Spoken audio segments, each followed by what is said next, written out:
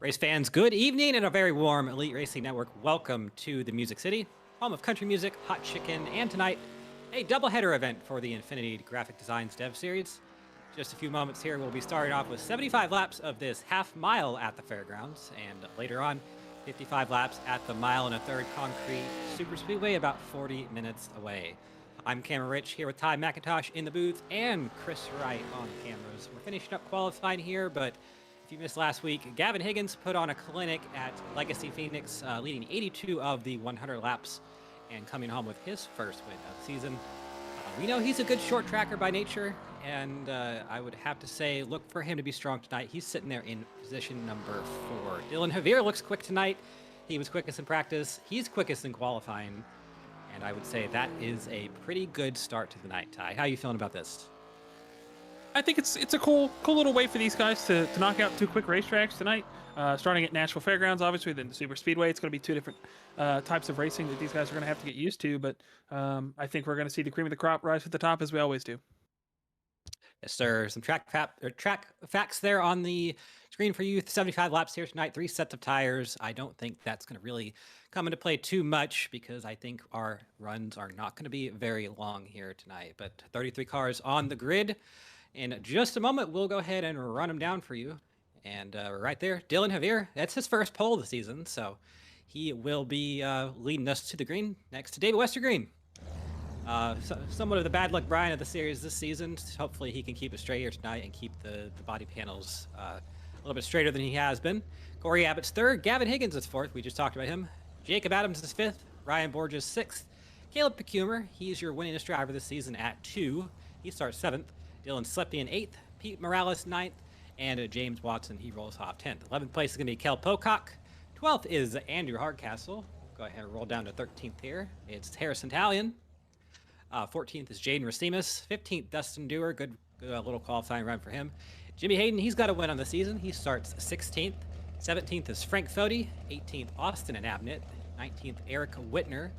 20, Mike Goodman. He rolls off. He's your top 20 driver of tonight. Samuel Malone rolls off 21st. 22nd is Bryce Fody. 23rd, Josh Osborne. 24th is Scotty Larson. 25th, he is Elite Racing Network's own David Huckleberry. 26th is Mitch Javier. 27th, Logan Key. Austin Sal in 28th. Shay Mitchell 29th. And 30th place, Pierce Hausler. Your last 3 cars of the night is going to be Sam Boutwell, Zachary Tyler, and Connor Thompson, the Shift Esports machine. He's got a long way to go from that 33rd starting position. But either way, yeah, we are ready here for, it's going to be 75 laps. And there's your championship standings. Caleb Pecumer leads Jimmy Hayden by 7 points. And then it's a further 8 back to Corey Abbott, Dylan Javier, and Austin and Nabnett. Rounding out your top 5 there. The Lake Norman Motorsports cars looking strong in this series. I believe they have about a quarter of the field or so thereabouts. A lot of cars, but we are rolling off here 2 pace laps before we get going green. Dylan Javier looks like he is going to take the outside line for the start. That's an interesting choice. We'll have to see how that comes to fruition, if that works for him or not. But I would say that I do believe he will. That is probably where he's going to want to be.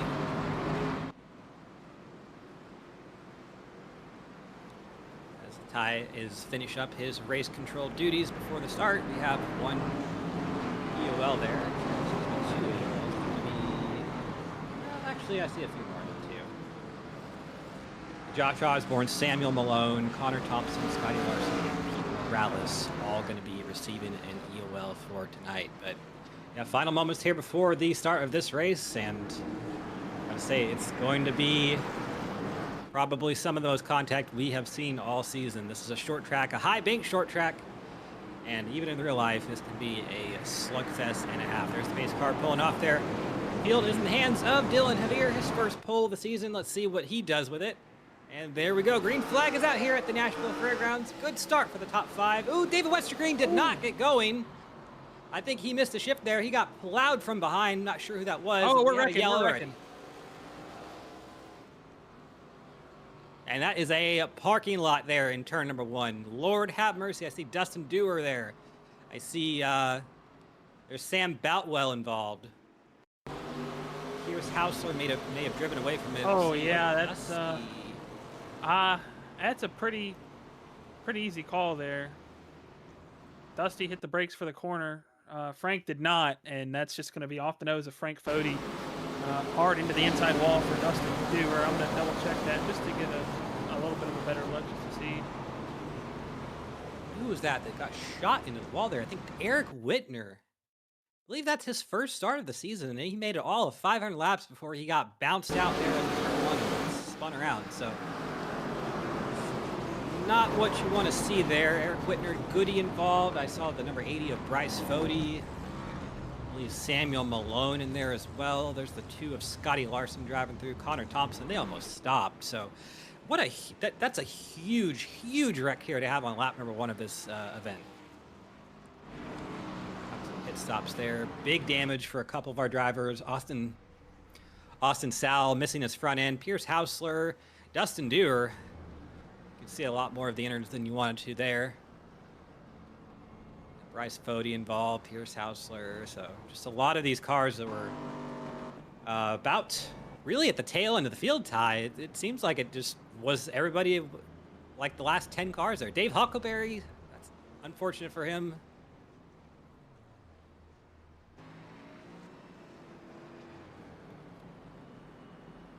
Sam Boutwell with some damage.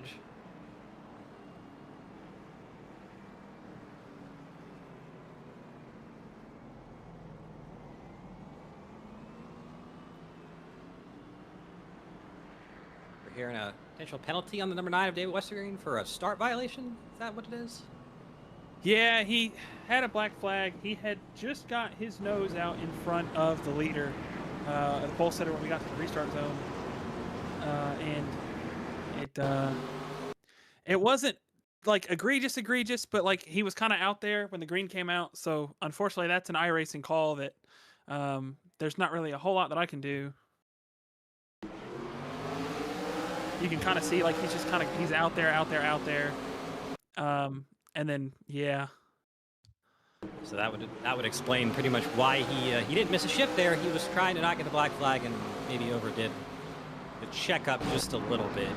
But we are finishing up under caution here. Not too much change here in the top 5, but Dylan Javier is still your leader. Gavin Higgins up to 2nd. And Ryan Borges 3rd, Dylan Slepian 4th, and Corey Abbott 5th. So actually, Dylan Slepian up 4 spots through about 500 laps, or 500 feet of racing there. So nice little pickup. We have one driver waiting in the infield care center, Austin Sal. He was one of the drivers involved in the wreck. I believe his night is done. We'll pick him up here in just a few laps once we get going green. But we'll see if these guys can keep it under them here for lap number 7 is when we'll be restarting. There's the green flag in the iRacing starter's hand, and there we go. Good restart on the outside for Javier. Once again, we look like we're a little bit more clean here through 1 and 2 so far. Gavin Higgins right on the back bumper of that 57. Look for him to be strong all night tonight. He's a short tractor. We brought him up here, and it's those 2 up at the front, Javier and Higgins. Borges and Slepian a little bit behind them. Higgins looking inside out of turn number 4. He's got the run. I don't think he's got does he have the fortitude? He sure does. He's going to drive it in there to the side of the 57. Alluded to it during the pre-race that he's a short track guy at heart. And, I mean, what a way to turn a season around. You win last week at Phoenix after having some pretty bad races. And right now, Gavin Higgins putting all that pressure on Dylan Javier to try to take the lead here. Yeah, just as he should. But it's so hard to make that pass stick on the inside line. This track not progressively banked, but it does kind of sort of drive like that. You can use the high line here, and there is potentially some side-by-side racing. 66 of Cale Pocock, very wide out there in turn number 3. He's going to lose 1 spot to Corey Abbott. These 2 up at the front have not figured it out just yet. Gavin Higgins noses ahead out of turn number 2. They're going to be side-by-side down the backstretch, nose to nose. It's going to be who can drive it in, who could be later on the brakes. It's Gavin Higgins right now, but can Javier get the run? No, he can't. It's going to be Higgins sliding up in front of the 57, so give him the lead. And I mean, you almost have to wonder if that's a strategy play by Dylan Javier, knowing that all these guys behind you are running single file. You're cooking your tires up there on that outside lane. A 75-lap race is still not that long for a short track, but those tires are going to get worn out as we got a yellow. I think that is the 07 of Josh Osborne. And not sure if he was the cause or the effect, but we'll see here on the replay. He's on the bottom there, and he was the cause. Okay, well, he just lost the rear there and never really made an attempt to save it, it looks like. Kind of spins out there on the backstretch, and single car incident. So we Self-spin. will... No contact with other cars. Yeah. Good to see that, though. I mean, after a 10-plus car incident there on lap number 1, at least we're not involving anyone else here. So,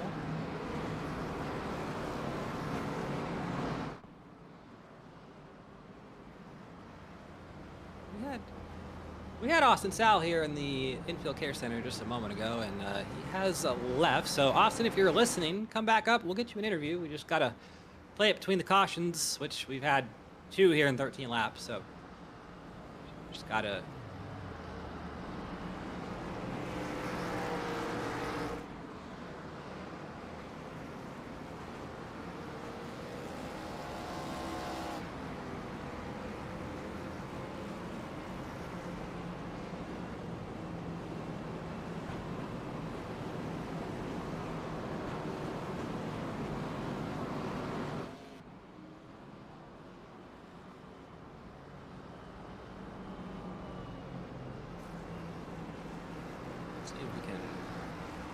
we can find Mr. Sal here. He has seemed to have left the premises and left us hanging a little bit, but I will see if maybe we can get a quick word with him.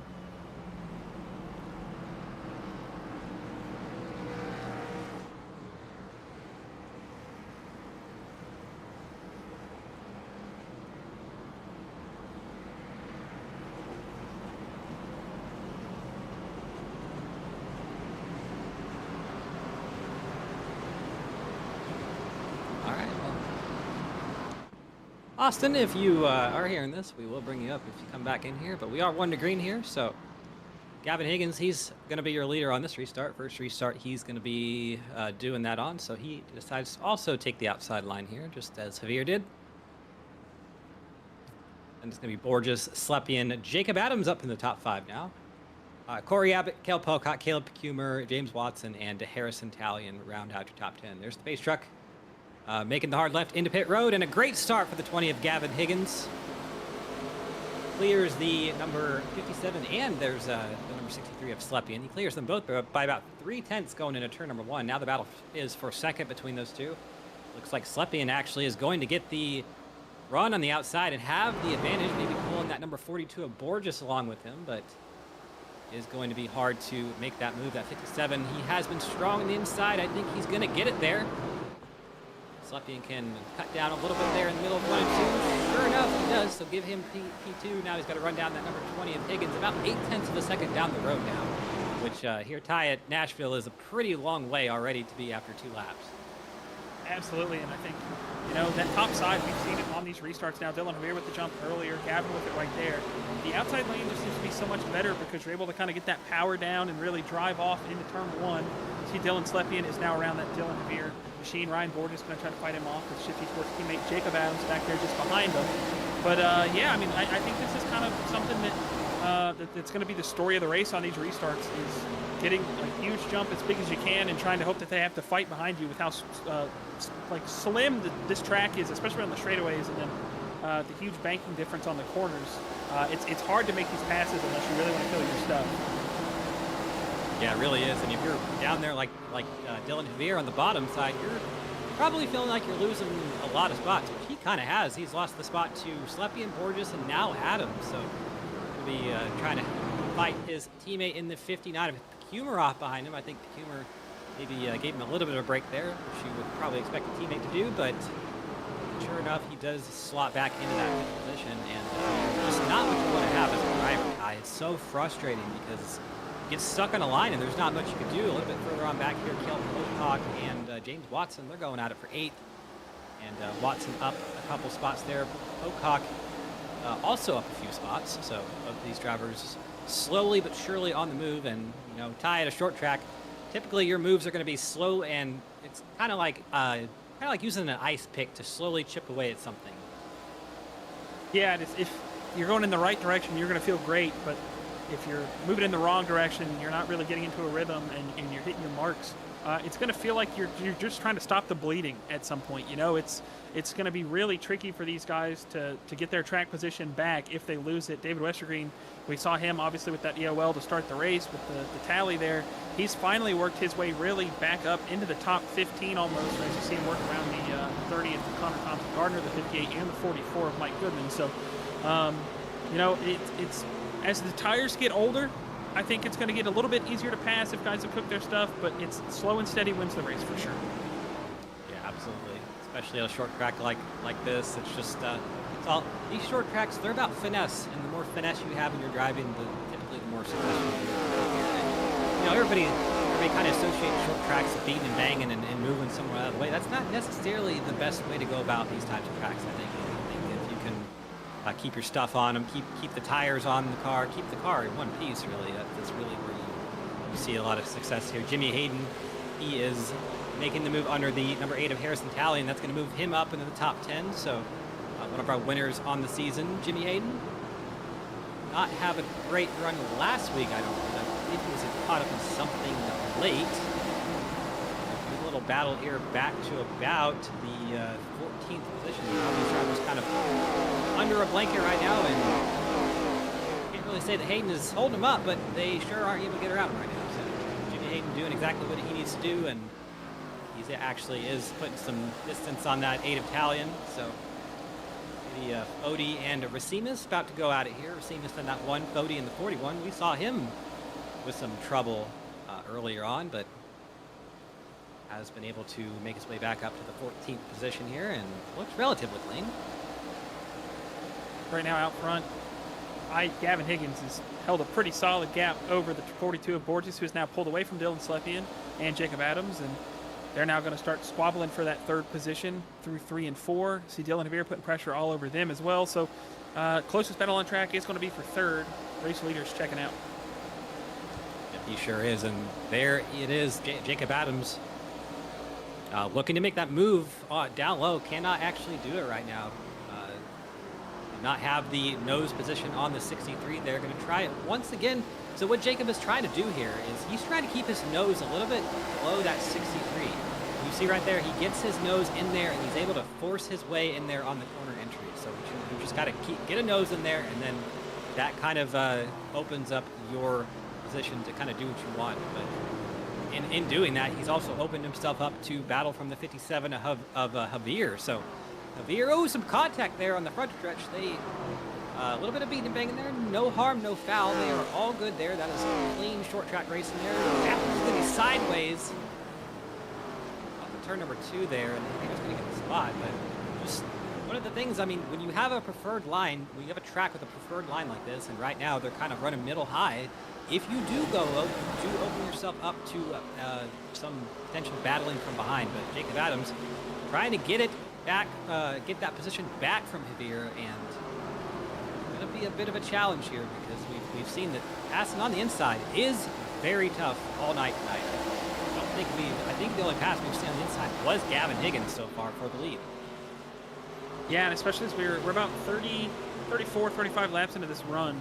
Obviously not all of them green flag, but we're getting about to the point where the rear tires especially are going to start coming off of this thing. So Gavin Higgins, who I would say has really paced himself pretty well as we look at the gap here, down about 3/10 over the last 4 or 5 laps. So Brian Borges is closing in. We are getting towards some lap traffic here. You see the 08 of Shea Mitchell now going to be right out the windshield of Gavin Higgins. It's going to be trickier to pass these lap cars. I don't think they're going to put up too much of a fight. I would expect Shea Mitchell to just move right out of the way, and he does. So these guys aren't going to have to fight as much as they would for position, but it's still going to be tricky. They're going to take the arrow. Sure enough, yep. You'd be surprised about talking about air at a short track like this, but it does make a difference for sure. Anytime you're above 80 miles an hour, so aerodynamics are going to take an effect on any type of vehicle you ever want to drive. So just remember that when we're at Martinsville and everybody's clowning on the aero aspect here. That is kind of the aero crossover point is around 70, 80 miles an hour. We do have one driver in the infield care center. driver was involved in the first lap wreck, and his race lasted all of about 500 feet. Austin Sal, we'll bring him up here in just a minute. Austin, this is Camera Rich in the booth. Got a copy? Yes, sir. How you guys doing? Well, we're probably doing a little bit better than you up here. Got a clean part of the race right now, it looks like, so I probably just jinxed it. But I mean, unfortunate for you, your race seemed to last about all of 500 feet there, maybe even a little bit less. Tell us about your night. Yeah, I don't think I made it out of third gear. I think we hit like 100 miles an hour before everything went to go back to the pits. Nothing you can do there. I mean, obviously it's a development league and new track to some guys, and I had nowhere to go. Obviously, watching the back, there's nothing you can do. So, I mean, it's still fun, you know, fun learning a new track. It's like a new track for myself as well. So, I mean, it's fun. It's cool practicing, and yeah, kind of unfortunate. Only made it, you know, 600 feet, but it's what it is, you know. Yeah, that do be the way things go sometimes in racing. It can take it and it can give it. I believe the last time we saw you was at Daytona with the 7th place finish. Are we gonna, after tonight, see you in any more of these ARCA races? Yeah, man, I'm trying to be back full time. Obviously, depends on the work situation, like at home time. But yeah, I'm trying to be back every Tuesday and every Sunday for the trucks. Absolutely. Well, hang around for a little longer. We're already past halfway in this one, and we'll be going to the Superspeedway about 40 minutes across town. How you feeling about that one? I'm excited just to have another chance because I was a little bummed out about not making it that far in this race tonight. So I'm excited we get another chance tonight. Go back out and try her again. Absolutely. Well, before we let you go, any sponsors or shout-outs?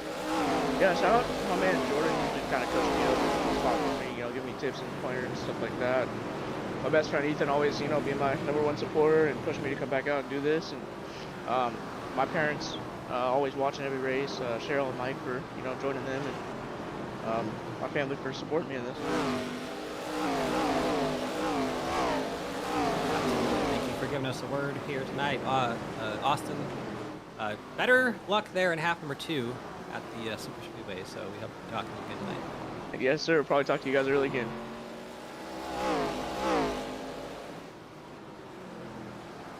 All right, that was Austin Sow, your 32nd place finisher tonight.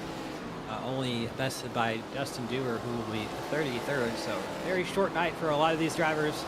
Dave Huckleberry, Austin Sow, Justin Dewar, none of them really made it past that first corner accident, and all of their nights were unfortunately cut short here. But not much change at the front here. Gavin Higgins, his lead is about 6/10, which is a little bit less than it was when we started that interview with Austin. So that number 42 of Brian Borges looks like he is pretty quick, at least on this part of the run, but don't look now. Excuse me, I was going to say Dylan Havira is there too, but he certainly is not. He's about 3 seconds back. So these drivers have kind of sort of all driven away from that 57.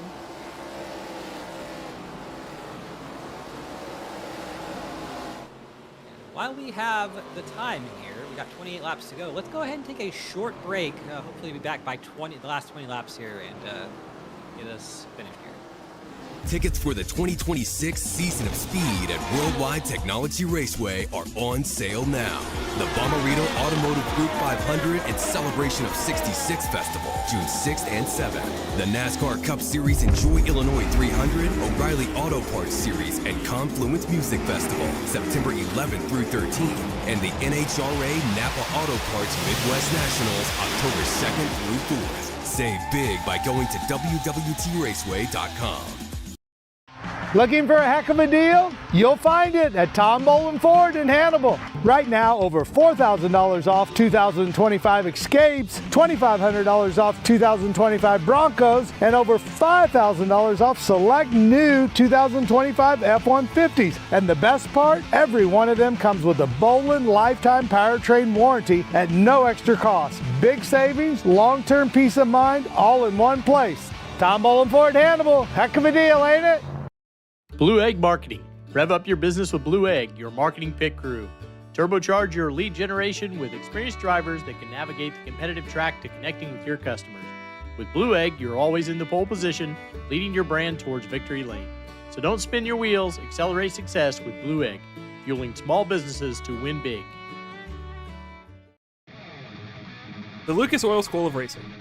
Simply stated, we are the professional ranks where the quality of the equipment often dictates the outcomes, and all of our cars are designed to perform and race as close as humanly possible. None of our competitors will have an advantage from engineering tactics. Rather, you will compete on a completely level field with a score of immensely talented up-and-coming drivers, all pushing each other to reach their new heights in their respective pursuit in becoming a professional race car driver. Every year, our top-performing graduates move on to the professional racing ladders of IndyCar, F1, and IMSA. Whether drivers compete in 1 or 2 seasons of our series, when they are ready to move on, they are ready to move. The training you receive in our school is an unmatched, unforgettable, first-class education combining the very best racing instruction and education. Racing isn't easy, but experiencing it is. iRacing puts you in the driver's seat with the industry's leading sim racing game. Drive on laser scan replicas of the greatest racing circuits from around the world. Go head-to-head against other drivers chosen by skill-based matchmaking to ensure competitive racing at every level. Compete across all your favorite series. In officially licensed cars, engineered to deliver the most accurate driving experience possible.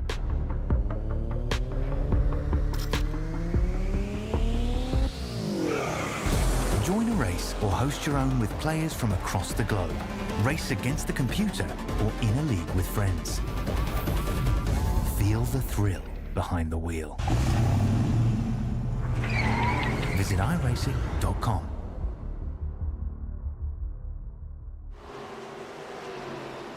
All right, welcome back to downtown Nashville here for tonight's doubleheader event. We got under 20 laps to go here at the Fairgrounds Speedway. Gavin Higgins, he's still in the lead, but that lead is much smaller than it was before. Ryan Borges has ran that number 20 down, and the gap is nothing. They had to work through traffic here, and you have to think that that played into the hand of 42 just a little bit, because Gavin Higgins slightly held up by some of those cars that we just passed. Both these drivers over 3 seconds clear of Dylan Javier back there in third. So it's really going to be between these two, and we have been green since about lap 15 or so, I believe it was. So a little bit of a long run here. Ryan Borges looking quick off of turn number 2. He's going to look. He's going to dive in there. He's going to show his nose. He's going to show his slide up just a little bit. We've seen all night how hard that pass is on the bottom side, and Gavin Higgins for now holds off that number 42. But for how long? I think if Ryan Borges is actually quicker, he's not going to put up with that for too long, and probably going to use the front bumper or the side of that number 42 a little bit more egregiously than he would normally. So might have some contact here. Right on board. See, I think Ryan's definitely taken his stuff a lot easier and been a little bit more patient, maybe hoping we'd get this long of a green flag run in. And you talked about using the chrome horn. This is a short track after all. This is the one place where I think a bump and run I think a bump and run is acceptable anywhere, but I think here it's almost encouraged to get by somebody with a bump and run. Especially with hard cars, it's almost like it's supposed to be this way. But either way, Gavin Higgins able to hold off that number 42 so far, and a little bit of traffic further up the road. It looks like next couple cars they'll be passing is Logan Key and Josh Osborne. Those two have been looking pretty, well, I would say racy, but maybe a little bit dicey is the better term, because number 3 has been looking to maybe send that number 07 off into space a little bit, but has not been able to do it just yet. 12 laps to go here. I'm sure these two leaders would hope that doesn't happen. But yeah, it's certainly as race control and somebody who doesn't want this to get too messy. I also don't want to see it. There's been some beef between the two guys, and honestly, it's kind of childish. So I would hope that it doesn't affect anybody's race, as we see a lap car now going to join right in front of the leader here. Going to be okay, I think. That's the number 46 of Samuel Malone. I believe that's his first race of the season. If it's not his first, it's his second. They get around no problems. He stays high, so 10 laps to go here. Not a whole lot of time to make a move here. If Ryan Borges wants to do it, he's going to have to do it now. We'll see if how cleanly they're able to get around this 07 machine of Josh Osborne. Lapper knows his right, as we say. I'm sure that neither of them want to lap him or anyone else on the racetrack right now, but it is going to probably be the case.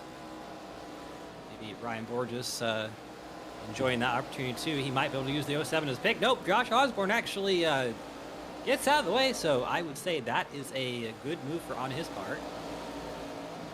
Yeah, better to avoid controversy with either driver. If you, oh, we got a wreck. Here in the 28 calling out a wreck here. Oh, wow, that's a big one up there in turn 2. James Watson, Jacob Adams. And they are perfect. They are parked perfectly, but able to yell at each other through the window nets there. So we'll see what happens. Yeah, it's just.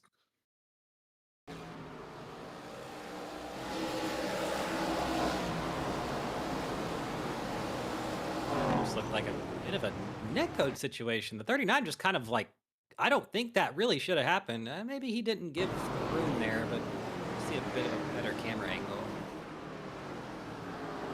Right there. Yeah, it's like, it feels like he's getting sucked into him at some point. Because, like, I feel like, I don't know.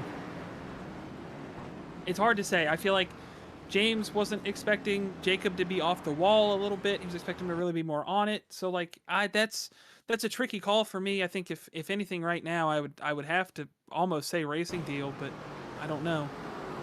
Yeah, let's look at it one more time here. And yeah, I mean, the 39 just, he didn't give a lot of room, but he doesn't have to. We're under 10 laps to go here at the fairgrounds, and it's about, what, 2 minutes of racing if we went green there. So say that that might be just an unfortunate side effect of a short track here. This would be a better view. I mean, not really.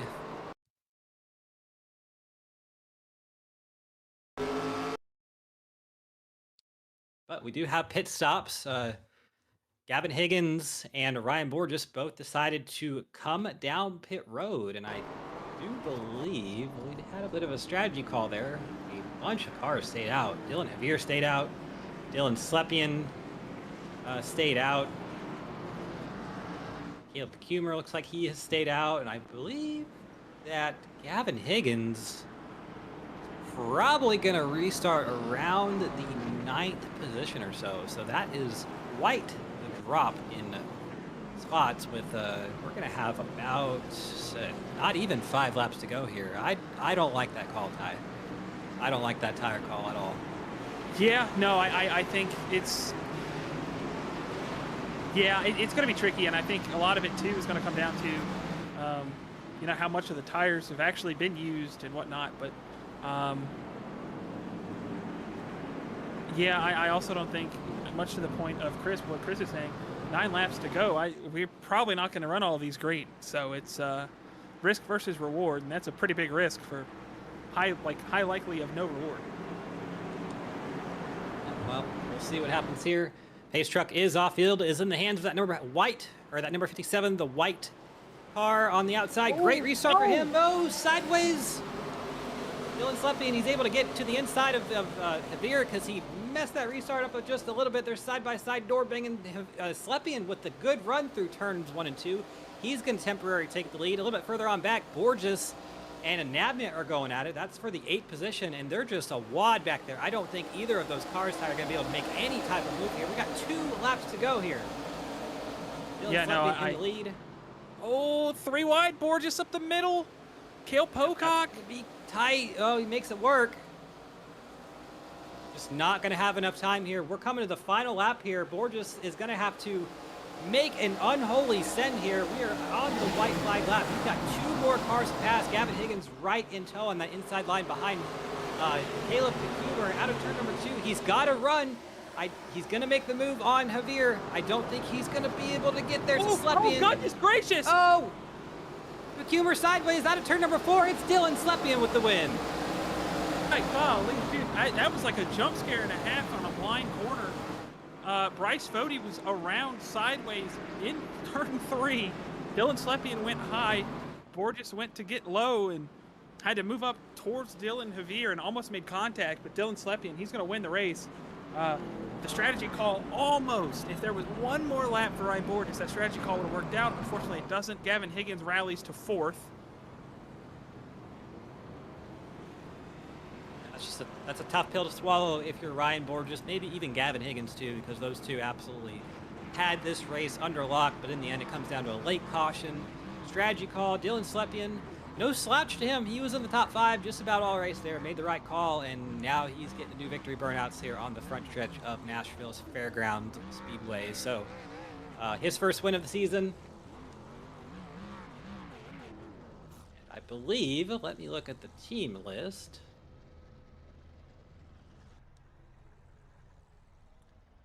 He is, I don't believe he's got any teammates in this race tonight, so. He is an independent. He went up against the Lake Norman Motorsports cars, all 5,000 of them, or somewhere around that number, and he comes out on top. So good little run for Dylan Slepian. Did not actually make a note of where he was at in the points before tonight. He was a little bit further on back in the 12th position with 95 points. So definitely it will do wonders for his championship position here. But either way, I believe we are going to get some interviews set up here, and then we are going to get on the bus, and then we're going to ride across town to Lebanon and get set up at the Super Speedway. So give a couple minutes for our top 3 here to get themselves sorted and settled and get their gear off and see where what we can get out of them interview-wise. Looking for a heck of a deal? You'll find it at Tom Bolin Ford in Hannibal. Right now, over $4,000 off 2025 Escapes, $2,500 off 2025 Broncos, and over $5,000 off select new 2025 F-150s. And the best part, every one of them comes with a Bolin lifetime powertrain warranty at no extra cost. Big savings, long-term peace of mind, all in one place. Tom Bolin Ford Hannibal. Heck of a deal, ain't it? Tickets for the 2026 season of Speed at Worldwide Technology Raceway are on sale now. The Bommarito Automotive Group 500 and Celebration of 66 Festival, June 6th and 7th. The NASCAR Cup Series Enjoy Illinois 300, O'Reilly Auto Parts Series, and Confluence Music Festival, September 11th through 13th. And the NHRA Napa Auto Parts Midwest Nationals, October 2nd through 4th. Save big by going to WWTRaceway.com. Blue Egg Marketing. Rev up your business with Blue Egg, your marketing pit crew. Turbocharge your lead generation with experienced drivers that can navigate the competitive track to connecting with your customers. With Blue Egg, you're always in the pole position, leading your brand towards victory lane. So don't spin your wheels, accelerate success with Blue Egg, fueling small businesses to win big.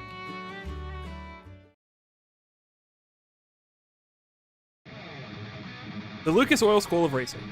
Simply stated, we are the professional ranks where the quality of the equipment often dictates the outcomes, and all of our cars are designed to perform and race as close as humanly possible. None of our competitors will have an advantage from engineering tactics. Rather, you will compete on a completely level field with a score of immensely talented up-and-coming drivers, all pushing each other to reach their new heights in their respective pursuit in becoming a professional race car driver. Every year, our top-performing graduates move on to the professional racing ladders of IndyCar, F1, and IMSA. Whether drivers compete in 1 or 2 seasons of our series, when they are ready to move on, they are ready to move. The training you receive in our school is an unmatched, unforgettable, first-class education combining the very best racing instruction and education. Racing isn't easy, but experiencing it is. iRacing puts you in the driver's seat with the industry's leading sim racing game. Drive on laser scan replicas of the greatest racing circuits from around the world. Go head-to-head against other drivers chosen by skill-based matchmaking to ensure competitive racing at every level. Compete across all your favorite series.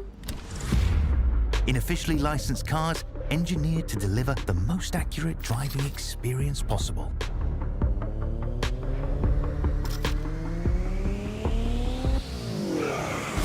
Join a race or host your own with players from across the globe.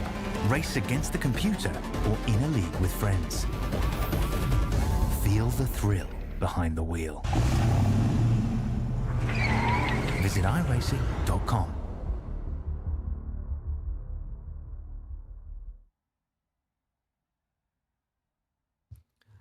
All right, ladies and gentlemen, welcome back to the Nashville Fairgrounds Speedway. We're packing up here to move across town to the Superspeedway. And before we do that, we're going to go ahead and get some interviews with our top 3 finishers here tonight. And first off, Dylan Javier. Got him right here. Going to drag him up. Dylan, this is Cameron Rich in the booth. You got a copy? Yes, I do. All right, man. Well, third top 5 of the season. First pole. You looked pretty good out there. It looked like the bottom might have been an Achilles heel. That was hard for me to say for you and some others. But anyway, I might be just assuming there. Take us through your night. Yeah, first off, before the session opened, I did run a good amount of practice just so I can try to at least score a win. Going into this, I was really hoping to win. I really thought that Higgins would give me a lot of trouble there. And I mean, he's definitely quick, so not too surprised about how our fight went. Yeah, it was pretty clean there, pretty clean and green. Definitely not the case further on back in the pack. I think we had about a couple millions of dollars of damage at some point in this race. But Right. either way, yeah, good little run for you and Gavin there. Real quick, what are you looking for going into the Super Speedway here in a few minutes? Another top 5 would be pretty nice. I mean, especially a win.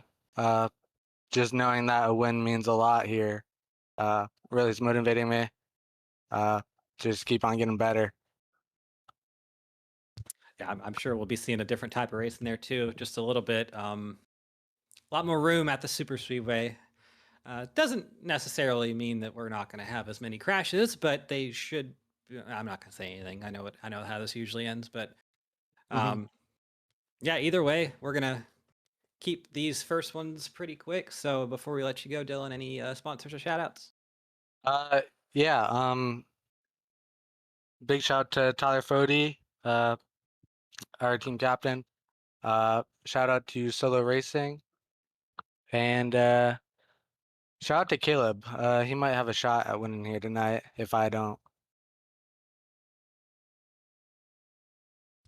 All right. Well, congrats on the P3 there, Dylan. Congrats on your first pole of the season as well. Hopefully, we'll be talking to you again later tonight. All right. Thank you.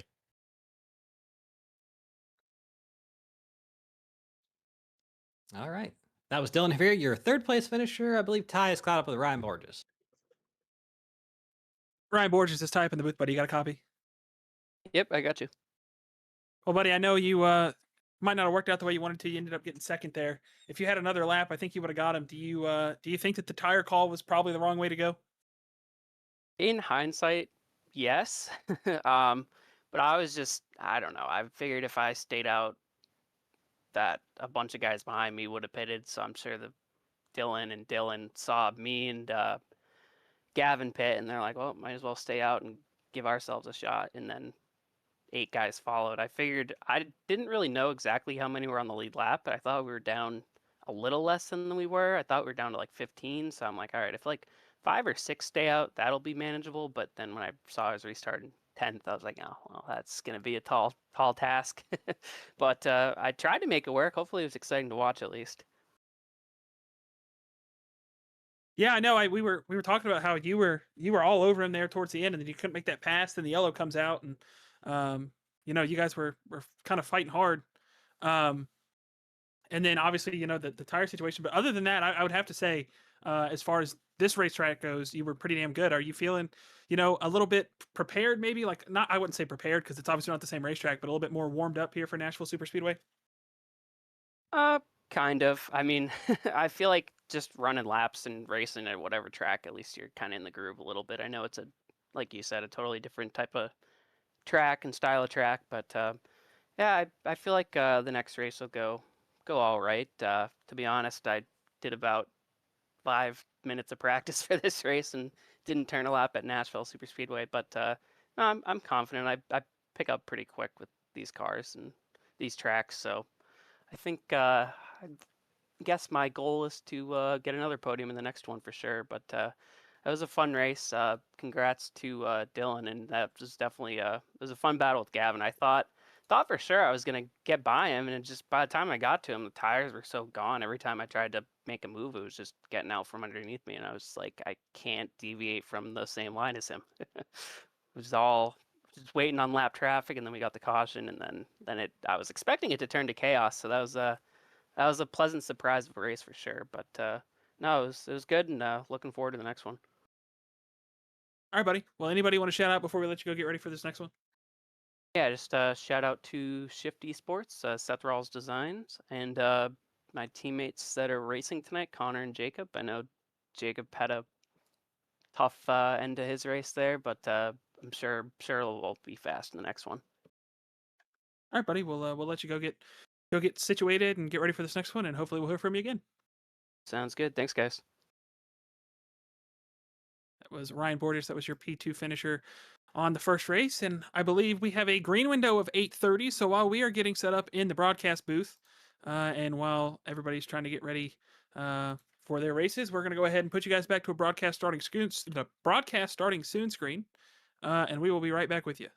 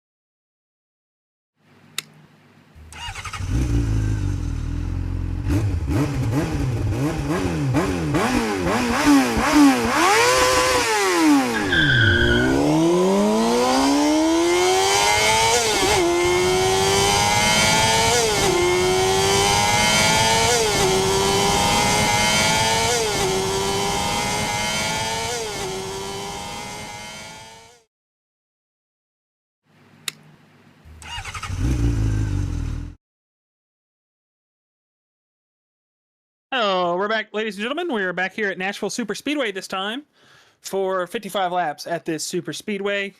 Qualifying is about halfway through right now. You see Corey Abbott right now on the top of the leaderboard. Dylan Slepian second.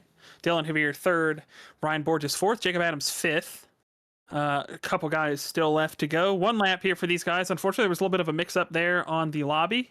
So instead of 2, they're getting 1. But Cam, under the lights here, Nashville Superspeedway, very concrete-y track. I think we've seen this this exact car ran here last season as well, and it was a little bit harder to pass. I don't think we're going to be in for anything different tonight. Not at all. We saw it was pretty hard to pass there at the short track, even with all the, things you get with a short track, beating and banging, front bumpers and all that. Corey Abbott, Gavin Higgins, actually, as I said his name, Gavin Higgins goes to the top of the charts with a 30.088. We talked about him being the short tracker. He's looking pretty good here at the intermediate as well, and kind of a weird little intermediate here. It's 1.33 miles, almost the exact same length as Darlington. You really wouldn't think that if you looked at it from the top, but it is right there in that kind of frame of length.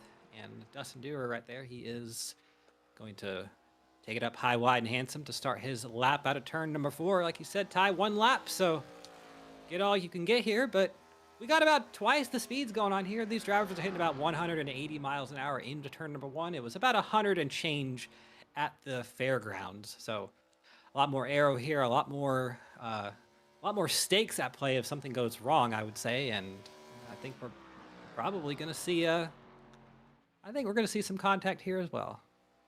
Yeah, it's weird as it sounds, I think there's less reaction time here due to the speed compared to what we saw at the fairgrounds, just because, you would think that it would be the opposite way because of how small the fairgrounds is, but you're not going as quick. So speed change when you're going $180 is a little bit more noticeable and makes you a little bit more stationary than it would at a short track.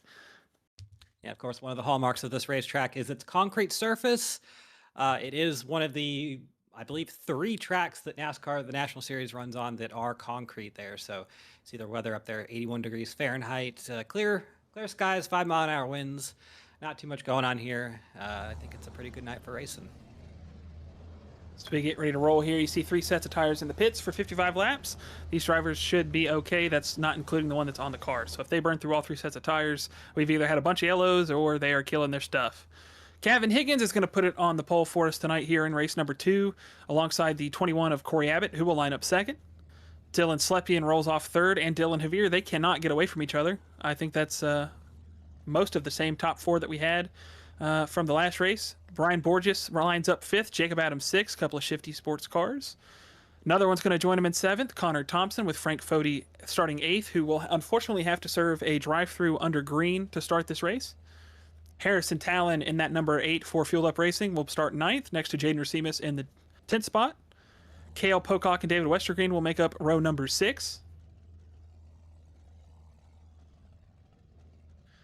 13th, it's going to be another Fody. It's going to be Bryce Fody out of Lake Norman, with Scotty Larson to his outside in the 2 machine in 14th. Sam Boutwell and Shay Mitchell, 15th and 16th, with Austin Sal, who's hoping to have a little bit of a better run here for him, a lot longer run. I don't think he even got to turn 1 before his race was over. Starts 17th, Jimmy Hayden 18th.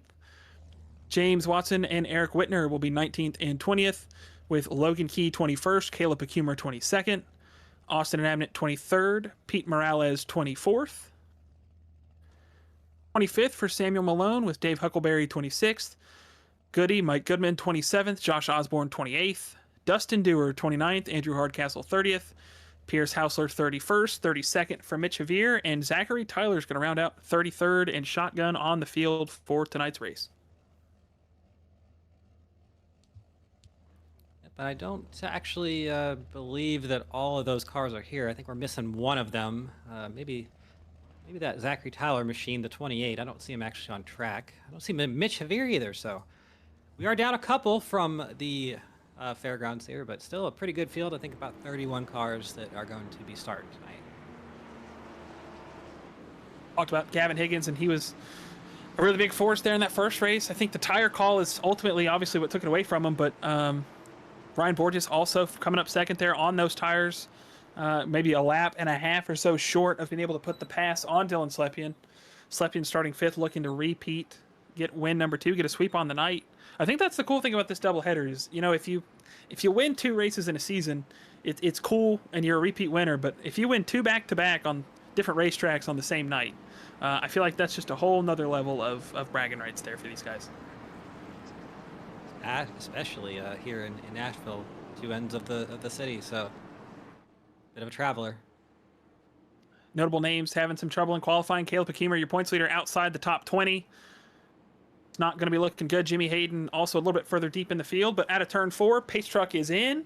Field is in the hands of Gavin Higgins. You see Barney with that green flag, and he's going to let it rip here at Nashville Superspeedway. We are underway for the Nashville 55. Ooh, bit of a stack up behind. Oh!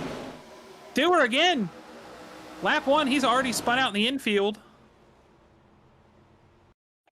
Oh, Frank Fode's around. Up there in turn 2, nobody's going to hit him, surprisingly. Oh, Huckleberry and Abnett.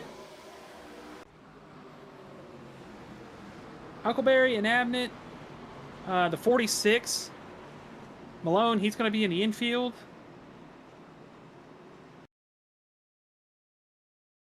Have to go and get a look at how that started. I think start with Dustin Dewar in the infield. So somebody didn't go. There's a lot of gaps there. I think that's the biggest problem is there's a lot of gaps. Then we check up. Austin Sal did not shift into a 3rd gear, it looked like. So that's going to get Dustin Dewar spun out there. And I think it's a completely unrelated incident here with Frank. Yeah, Connor Thompson. Yeah, I had to see if Connor got loose or if he just washed up the racetrack. But Frank Fode definitely had some contact with the 30 car before going up the racetrack.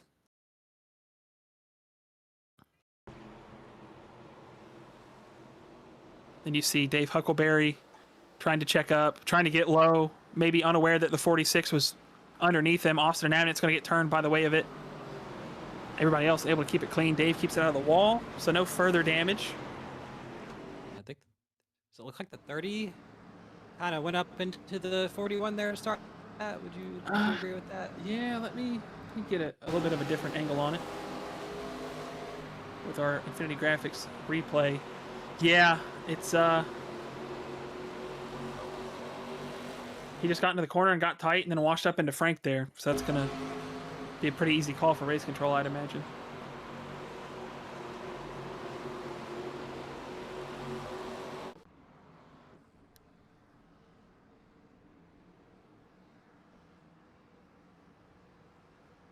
Yeah, I think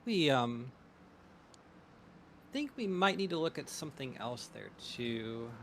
The 52 on the restart, or on the start, he ran through from behind, so I might have to.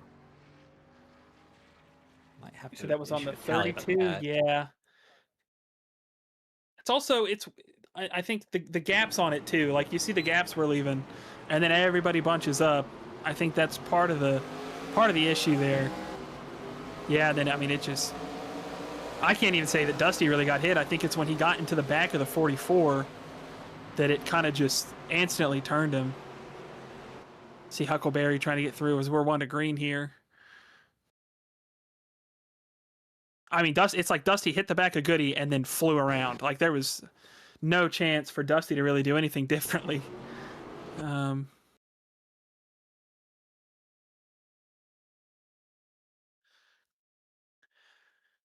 Not really a change at the front there. Nothing's changed inside the top 5 while we're getting a good replay here. Just another unfortunate stack up there that all started with the 6 missing a gear.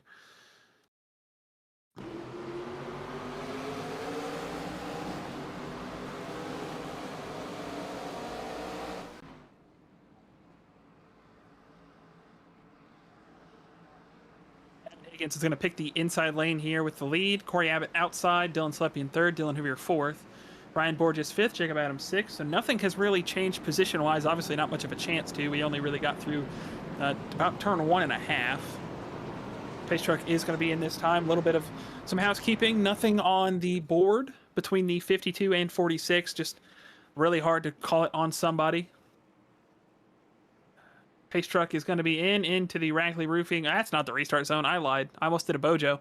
And into the restart zone. Now, here we go. Gavin Higgins with a great jump.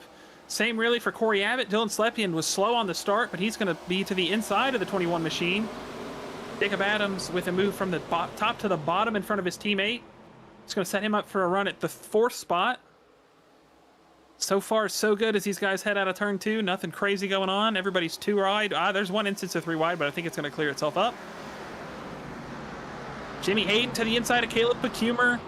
Eric Whitner's going to still be on the outside. He's going to get tight to the guys that have been racing for the points lead.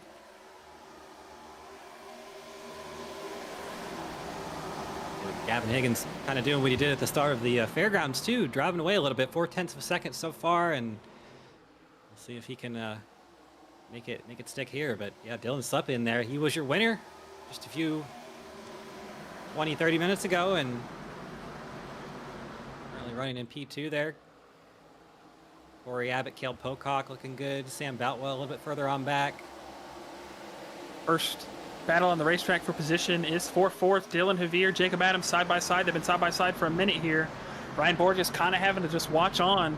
And now something completely different that we never really got to talk about before pre-race is that these corners, as far as the runs go, it's really a 50-50 split. Like, if you can get the bottom to run right, you can make a pass there, but the top is still pretty strong. But then if you go to 3 and 4, I feel like the top is almost the better lane. Ooh, we got 4 wide out of turn number 4 there. I think it's way far on back. Oh, we're actually wrecking. Yep, there we go. Oh, golly. Oh, that's a huge one. Dusty is probably killed. After that one, 46, Malone, hurt. Saw that one happening out of turn number 4. They were 4 wide, and they just never really kind of gave it up. So right about there, 3 wide, looking 4 wide there. Actually 4 wide there. Hardcastle. And 46. I mean, there was netcode involved, but I think he did turn down into Dusty there.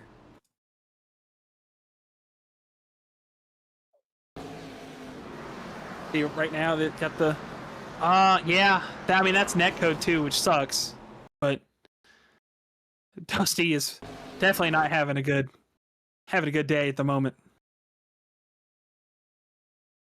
46 trying to give room to Pierce, and then netcode probably, yeah, that's at least a foot of netcode between the 46 and the 32. Pierce Hausler getting involved. Hard contact into the outside wall for that 32. I would imagine it's maybe not race done, but it's competitive night killed for Dustin Dewar.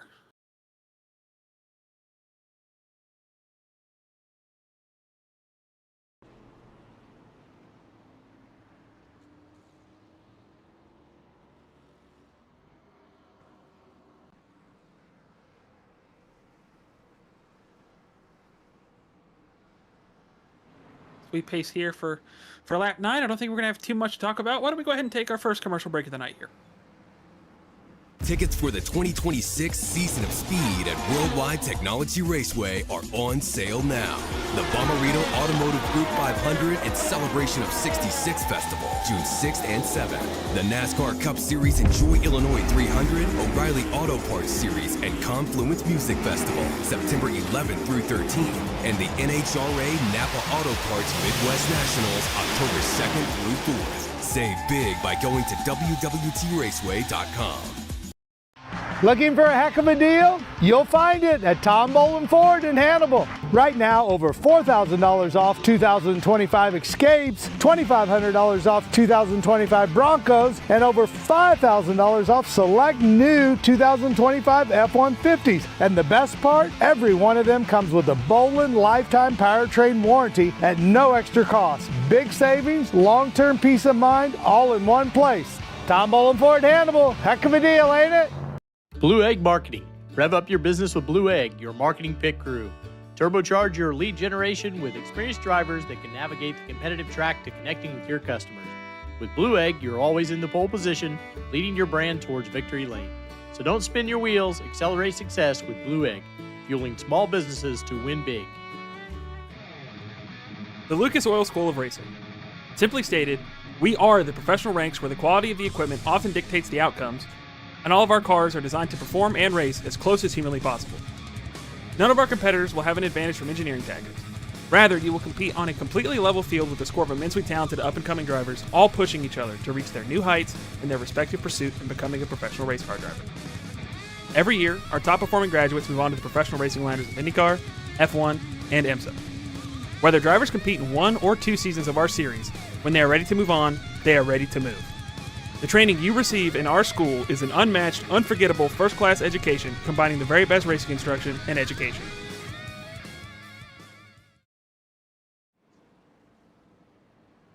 Back here at Nashville Superspeedway, working caution number 2, lap 11 of 55 here for the Nashville Superspeedway 55. Gavin Higgins is still your leader, Dylan Slepian second, Corey Abbott third, Jacob Adams fourth, fifth for Dylan Javier. Ryan Borges, Jaden Racimus, David Westergreen, Harrison Talon, Connor Thompson. Going to round out your top 10. Pace truck pulling in this time. We saw Gavin Higgins get a great restart off of the last one. We're going to see if he's going to do it one more time as we get to the Echo Park restart zone. Another good launch there for car number 20. Just as good of one, really, for Corey Abbott behind him. It's going to be side-by-side with Dylan Slepian as we head towards 1 and 2. Jacob Adams now going to be under pressure by his teammate. David Westergreen shuffling up the racetrack a little bit, trying not to get contact with the 42 of Borges. Battle is on for second. Oh, Pete Morales, big wiggle. Here comes Jacob Adams. Underneath Dylan Slepian and Corey Abbott looking for the second spot. Dylan's going to get clear. Corey not able to just yet. Going to leave the shift teammates to work together to try to get around on the inside.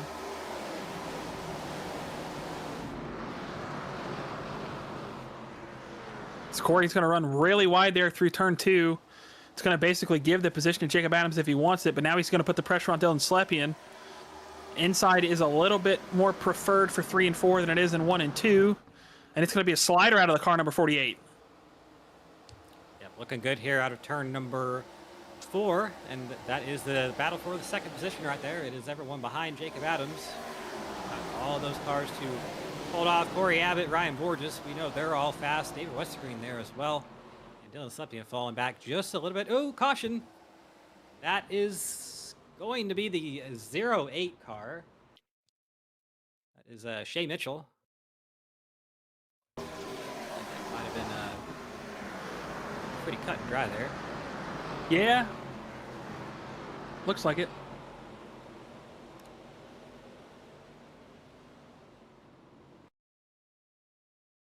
Shea Mitchell on the end of an unfortunate little bit of a slip there, and it's saw James Watson also have to check up. Bryce Fody was in front of him. James got a little sideways but held on to it, but pretty hard lick there. Going to send around the 08 car.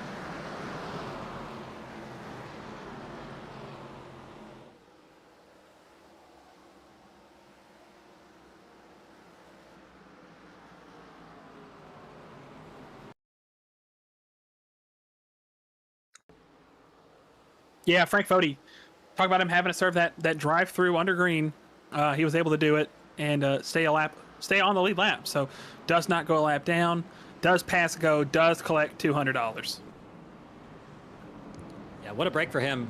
Yeah, we got the word that the drive-through penalty would stand no matter what the circumstances. So he did take that drive-through penalty on the start, and like you said, just right there got the lucky break.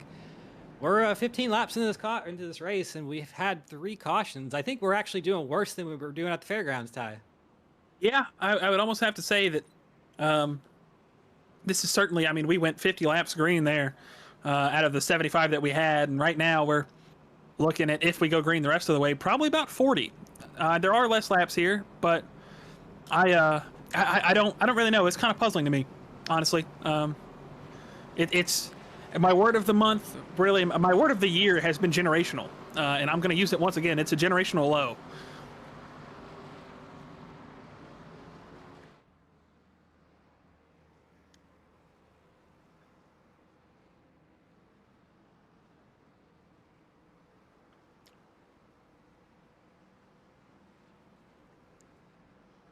Cameron Rich is having a chat with the drivers, trying to get them to clean it up. I can't say it's ever worked when I've done it. It's probably gotten worse.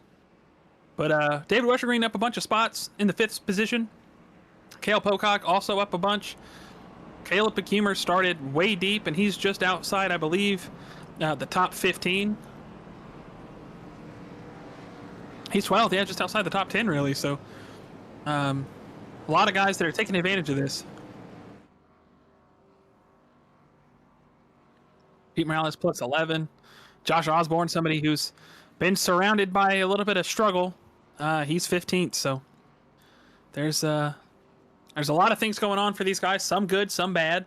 For Dustin Dewar, I would say it's historically bad. He didn't even get to really turn one lap in the fairgrounds, and he's already dead here 15 laps into the Superspeedway, so. Yeah, I think he did. Did he even make it past the line here? I think he got wrecked as they were coming to the green, and he kind of didn't even hit the line, so.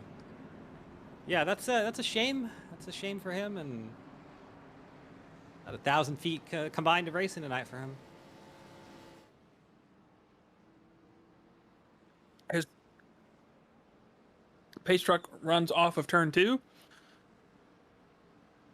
No real change at the lead. Gavin Higgins has had it the whole time. Change for second, though. Jacob Adams now going to be in the second spot. Corey Abbott third. Ryan Borges fourth. David Westergreen fifth.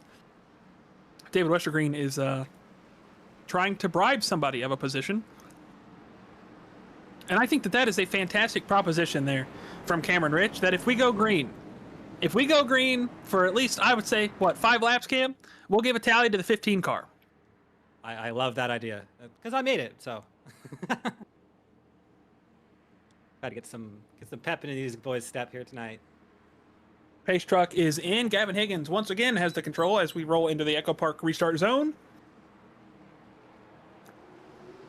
Another pretty good launch for him. He's going to be clear by the time we get to the start-finish line. Corey Abbott, not a good one that time behind Gavin Higgins, so Jacob Adams is going to just about clear for the second spot.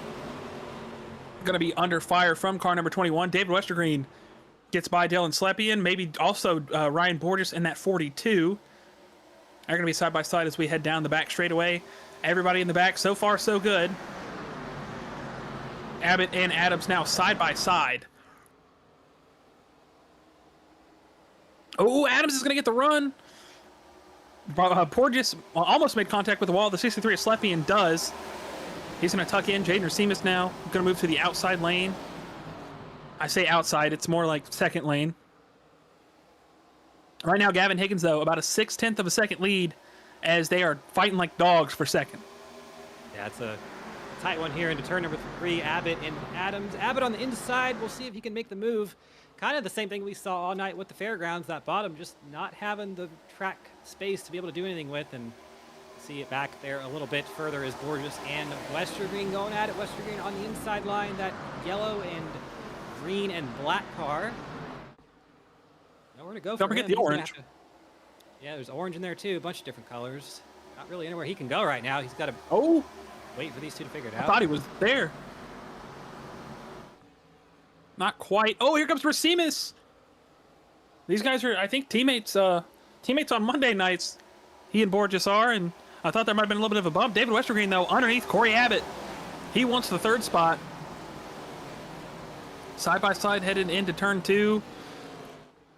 It's going to clear him. A little bit of contact there. That was a little bit of contact that time with Jaden Racimus and Ryan Borges. Not too much, but just a little bit. Further on back, it looks like it was Jimmy Hayden, I believe Pete Morales were side by side. Ooh, Racimus into the side at the 42, just about it, all but. He's going to lose the spot to the 63, maybe even a little bit more momentum here. And that's the thing, Ty. With these ARCA cars, momentum is key. You slide up on exit, you lose that momentum, you lose speed, it really just can snowball in a hurry for you. Especially with how much of an effect the draft has and the tow that these cars carry.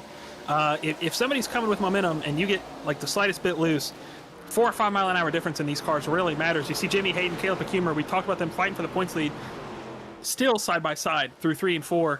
They have not gotten away from each other, and I'm sure that's something that you kind of want. You don't necessarily want them to get away from you and be ahead of you, but you probably don't want to be racing each other all night either, because that's just going to kind of build up that tension that they're going to have. And Jimmy Hayden or Caleb Pecumer, neither one looking to give that spot up. Yeah, especially now that, or especially with them both being in 11th and 12th. I mean, you know, both these drivers have wins in the season. Pecumer has 2, and these are your top 2 drivers in points. They, you know, they probably feel like they should be up there where Adams, Higgins are, Westergreen is, but they're mired on here back in the pack and have to figure out a way to get around everybody in front of them. So Caleb Kumer, he's right behind that number 8 of Harrison Talion. Harrison Talion, he's doing exactly what he needed to do. And Jimmy Hayden, he got passed by the number 95 of Pete Morales. Yeah, it's looking like these boys listened. Chad Frankenfield getting a tally. Good for them. Chad, sorry if you're listening. We had to encourage him somehow, so you'll be taking that. Jacob Adams, however, is cutting into that lead by Gavin Higgins. He's pulling away from David Westergreen and running the 20 machine down. I don't know if he's burning his stuff up to get there, but nonetheless, he is getting there with about 30 laps to go. You see the difference on your screen right now. Higgins was quicker for 20 and 22, but Adams has been about half a tenth quicker or a tenth quicker 3 laps in that last 5. So cutting down the lead, it went from about a 6 to about a 4. 10th lead there. Slowly but surely there. We can get a check on the last lap time. It was a 1:61 to a 2:23 for Higgins. So he is definitely there and running down that number 20 just a little bit. Was that a little bit of sparks off of turn number 2 from the 20, I think? It looked like there was definitely a little bit of time loss there for Gavin. Using all the racetrack here, and got to be careful about that. That's what you want to do generally speaking, but if he's cranking that wheel on the exit, pushing those tires too much, he's going to end up basically burning them up a little bit. See that lap, he did gain. He was a little bit quicker than Jacob Adams there. We had a issue with the 3 of Logan Key and Michael Goodman back in turn number 4 there, it looks like. Logan got loose under the number 07 of Josh Osborne. Michael Goodman, nowhere to go. I can't say that the 3 got loose. Well, yeah, he spun, but the 3 had somebody. 3 had somebody park it on his nose, which, you know, not what you want to see, as we're getting called to look at that. It's been the story of the night. Everybody yells at race control, who are not getting paid, and, well, we shouldn't have to be doing race control and commentary, but here we are.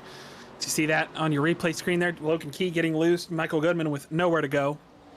2 drivers who have both had run-ins with the 07 tonight, so I'm not surprised to hear that they're frustrated. His battle for the lead is looming in the distance. Jacob Adams all over Gavin Higgins as far as we're concerned. Gavin Higgins right now about a 4/10 of a second lead still over Jacob Adams there. Pulling away a little bit more from David Westergreen, about a 3/10 extension there. David Westergreen has pulled by about half a second back to Ryan Borges and Corey Abbott, who round out the top 5. Caleb Kumer has seemingly gotten rid of the Jimmy Hayden problem for now, we'll say. He's put a couple cars between them, so extending that points lead if they were to finish like this so far. Nice to have a teammate there as well in the 57 of Javier, which Javier actually might be looking to lose that spot from Jimmy Hayden, but yeah, don't look now. I think Gavin Higgins found something a little bit extra in his car, and he has actually started to pull back away from number 48 of Jacob Adams. Probably a cat and mouse situation, you know. He's seen him gaining his mirror. He's saving a little bit, so he's going to push now and burn some. Maybe Jacob is letting off and trying to save some. Could go either way. We you know, it's really one of those things where we won't know until we get about 10, 15 more laps down the road and tire wear starts happening, and we can kind of see that as 25 laps to go here. So we are over halfway, just about. See Dylan Slepian pulling Caleb Kumer, and I said he got rid of it for the time being. And that's because when 2 drivers are really good at racing, or when 2 people are good at something, it's inevitable that they will find each other at some point. And, well, the 57 couldn't hold the 24 off, and now here comes Jimmy Hayden looking to the outside of Caleb Kumer. Yeah, funny how that works out, isn't it? But still, yeah, these 2 are both back end of the top 10, probably not where we'd expect them to be. So it's really just a battle between them 2 right now, and Caleb Kumer, he's trying to get around the number 95 of Pete Morales, get himself into the top 10 for the first time this race. I mean, let's look at his starting position. Caleb Kumer all the way back in 22nd, Pete Morales 24th. Both of these drivers have made lots of moves up into the, even Jimmy Hayden there at 18th. So all these drivers doing a lot to get themselves back up into the fight here. Jimmy Hayden all over that right side door of Pete Morales. Pete's going to try to fight him on it, but I think Jimmy's going to be able to get by no problem. Oh, Pete tried to squeeze in front of the 57. There was no room.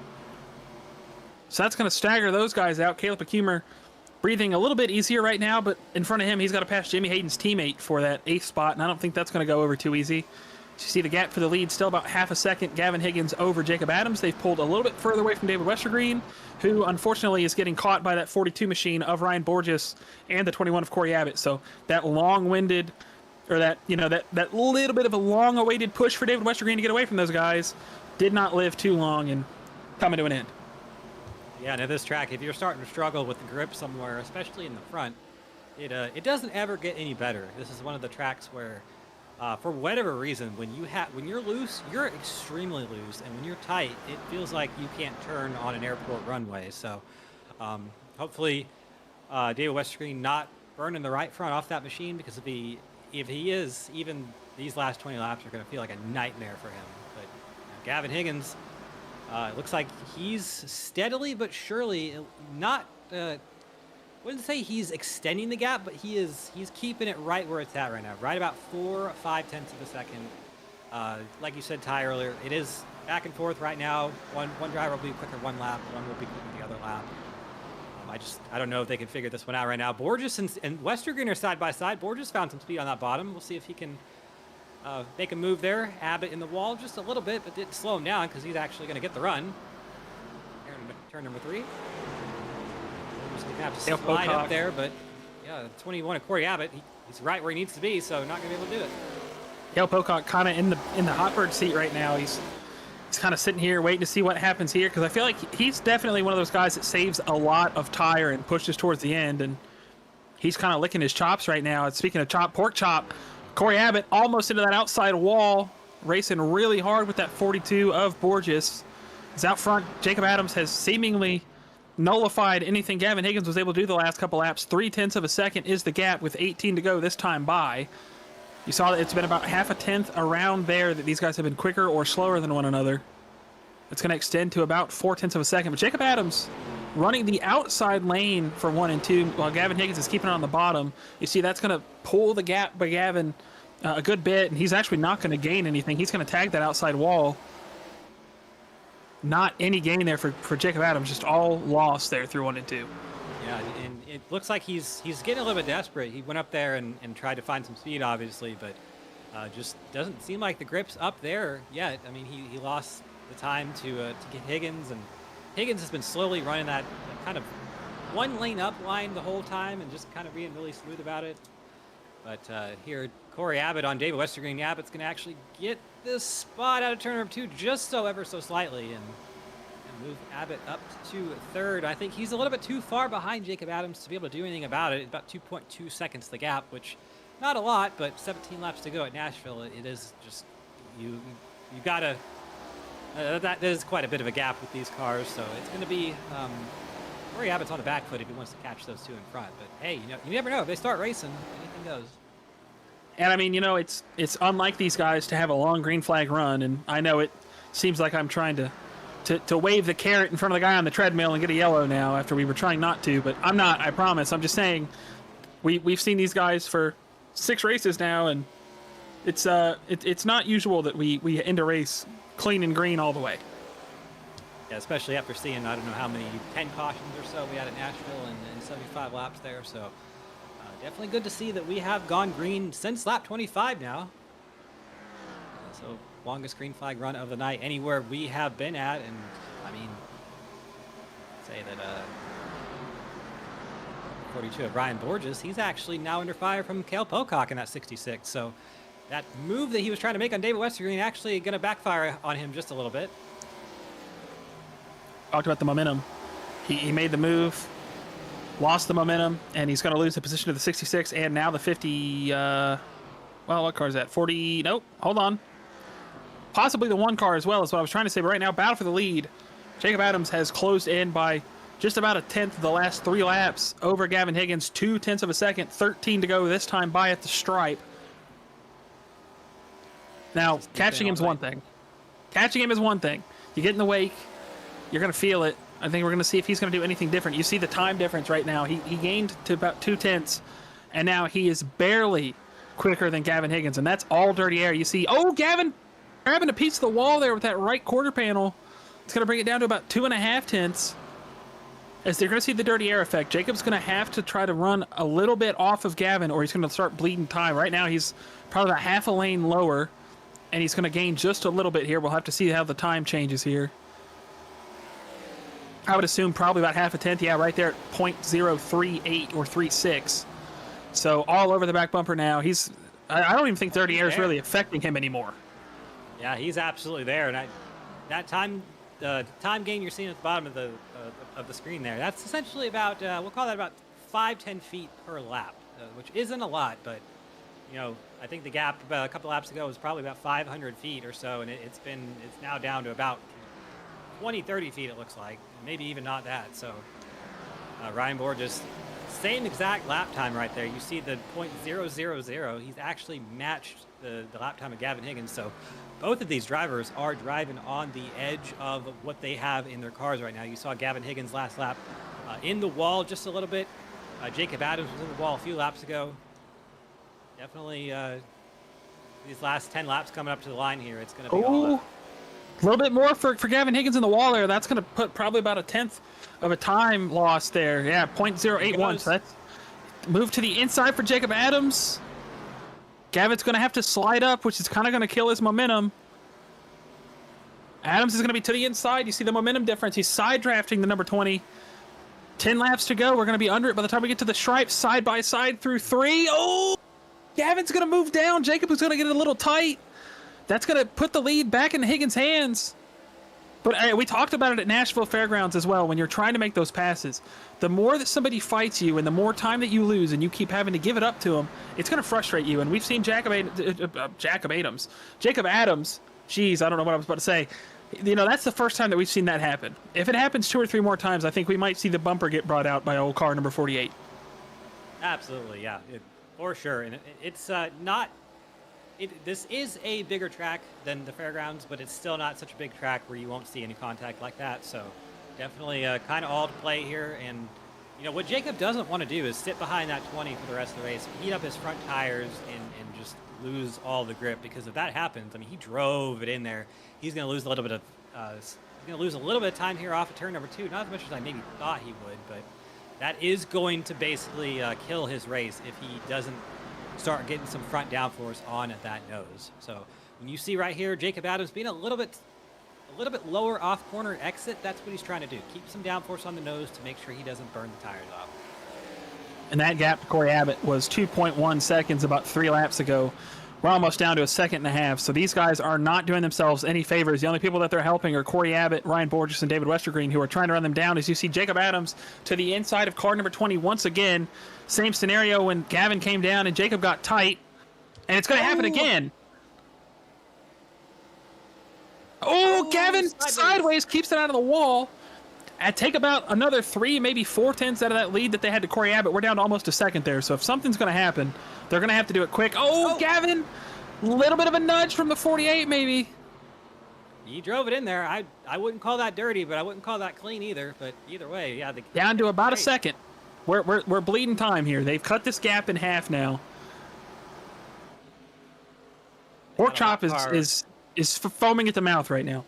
They got a lap car right in front of him. Pierce Hausler in the 61. We'll see where he goes. If he stays low, stays high, or gets on the apron and gets completely out of the way. I think that move into turn 1 didn't actually net too much for Jacob Adams, because he kind of lost some time there on the exit. So, that lap car, Pierce Hausler, he slowed down Gavin Higgins just a little bit. That might be just enough. Here's Jacob Adams with a run into turn number 3. He's going to drive it in there. He doesn't have to give up anything on entry like Gavin did. No, not at all. So we're going to have some time here. Corey Abbott, he's actually kind of there. He's only 7 tenths behind the leader right now. He's that orange car that is now 3rd on your screen. So if these two get into it, I think Corey Abbott might be looking pretty. Jacob Adams certainly feeling that dirty air right now. When he was earlier in the run and there wasn't really too much difference in the tire, he was able to make those moves and get even closer and closer to Gavin Higgins. But right now, that dirty air is affecting the nose of that 48. You see him washing up, getting tight. Going to almost put it in the outside wall here off of turn 4. He actually does catch it just a little bit. Corey Abbott, though, under half a second right now. Jacob Adams with another lunge into turn 1. I think at this point he's just trying to fake Gavin Higgins into a mistake, but Corey Abbott is going to probably take these guys out to lunch.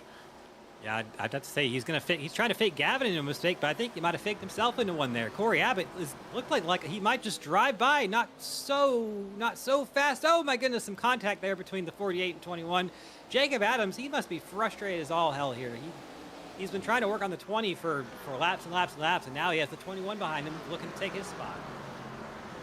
2 laps to go, 1.5 by the time we get down the back straightaway. Shea Mitchell, he's going to be the lap car that might play a factor here. Jacob Adams going to have to lift. It's going to open the door for Corey Abbott with a little bit more momentum into turn 3, but I don't think anything's going to come of it. Corey's going to kind of have to pick his battle here. If Jacob's able to get close to Gavin, he might have to wait it out, but then again, if you're Corey Abbott and you're going to have this much of a run down the front straightaway, you're probably going to want to make a move into turn 1. White flag is out this time. Gavin Higgins not quite under too much pressure. Jacob Adams going to sling it into turn 1 one more time. It's going to get the back bumper of the 20. Here comes Corey Abbott. Oh, he's going to get the 20 loose. Corey Abbott with a block. Gavin Higgins with a move up to block the 48. The 48 not able to do anything about it. Corey Abbott's going to make contact. The 20 is going to push the 48 in the wall. Here comes the 40. Oh, the 42. 3 wide for second, but Gavin Higgins is going to win. And Borges second out of nowhere. Wow. What a finish there. I mean, Corey Abbott had the chance to do the funniest thing of all time, and unfortunately there, I think, you saw it here. He gets the 20 loose. The 48 does. 48's going to come down and door the 21 a little bit. 21's going to go back up and kind of tell him, hey, man, like this is kind of my spot on the racetrack. And you see he's going to get sideways. The 48's going to go up into the outside wall. Corey's going to get loose. Here comes the 42 of Borges, who's going to make the move there. Yeah, I think Corey Abbott was pretty nice there. I mean, some other drivers would have shipped that 20 off to Memphis. I'm not saying Gavin did anything wrong there, but, he did make a block on the last lap, and that some drivers, that'll just kind of get you in trouble there. But Gavin Higgins, second win of the season for him. Yeah, and I mean, we thought he was going to be able to walk away with it in Nashville. Well, I say in Nashville. We're still in Nashville forehead at the fairgrounds. But he's able to at least right that wrong there. He and Ryan Borges both get a 1-2 here at Nashville Superspeedway. So while we give them some time to hop in here for some interviews, what do you say we take our last ad break of the night here, fellas? Racing isn't easy, but experiencing it is. iRacing puts you in the driver's seat with the industry's leading sim racing game. Drive on laser scan replicas of the greatest racing circuits from around the world. Go head-to-head against other drivers chosen by skill-based matchmaking to ensure competitive racing at every level. Compete across all your favorite series. In officially licensed cars, engineered to deliver the most accurate driving experience possible.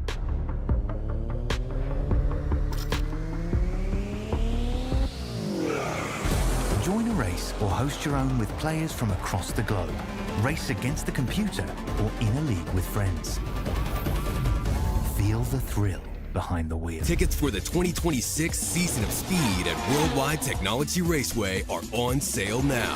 The Bommarito Automotive Group 500 and Celebration of 66 Festival, June 6th and 7th. The NASCAR Cup Series Enjoy Illinois 300, O'Reilly Auto Parts Series, and Confluence Music Festival, September 11th through 13th.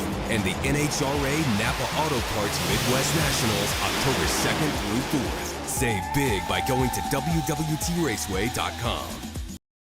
Looking for a heck of a deal? You'll find it at Tom Bolin Ford in Hannibal. Right now, over $4,000 off 2025 Escapes, $2,500 off 2025 Broncos, and over $5,000 off select new 2025 F-150s. And the best part, every one of them comes with a Bolin lifetime powertrain warranty at no extra cost. Big savings, long-term peace of mind, all in one place. Tom Bolin Ford Hannibal. Heck of a deal, ain't it? Blue Egg Marketing. Rev up your business with Blue Egg, your marketing pit crew. Turbocharge your lead generation with experienced drivers that can navigate the competitive track to connecting with your customers. With Blue Egg, you're always in the pole position, leading your brand towards victory lane. So don't spin your wheels, accelerate success with Blue Egg, fueling small businesses to win big. The Lucas Oil School of Racing. Simply stated, we are the professional ranks where the quality of the equipment often dictates the outcomes, and all of our cars are designed to perform and race as close as humanly possible. None of our competitors will have an advantage from engineering tactics. Rather, you will compete on a completely level field with a score of immensely talented up-and-coming drivers, all pushing each other to reach their new heights in their respective pursuit in becoming a professional race car driver. Every year, our top-performing graduates move on to the professional racing ladders of IndyCar, F1, and IMSA. Whether drivers compete in 1 or 2 seasons of our series, when they are ready to move on, they are ready to move. The training you receive in our school is an unmatched, unforgettable, first-class education combining the very best racing instruction and education.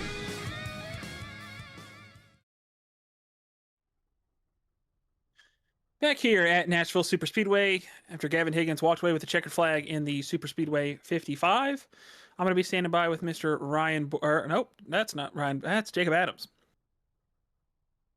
Jacob is typing the booth, buddy. You got a copy? Yeah, I gotcha.